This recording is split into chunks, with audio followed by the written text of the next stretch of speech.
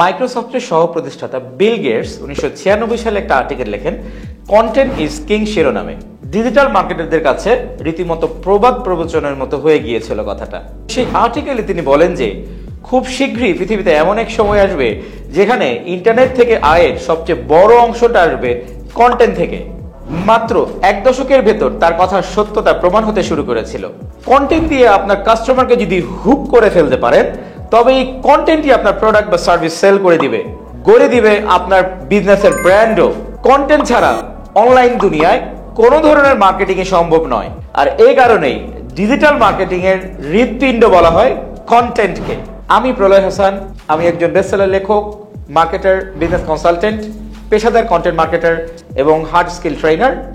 Content marketing শিখে কিভাবে একটা সাকসেসফুল ক্যারিয়ার গড়বেন, কিংবা আপনার প্রোডাক্ট বা সার্ভিসের জন্য কিভাবে কন্টেন্ট ক্রিয়েট করবেন, কিংবা আপনি কিভাবে একটা পার্সোনাল ব্র্যান্ড ক্রিয়েট করবেন, সেসব নিয়ে লার্নিং বাংলাদেশ থেকে আমরা একটি ডে লং ফিজিক্যাল ওয়ার্কশপ শুরু করতে যাচ্ছি।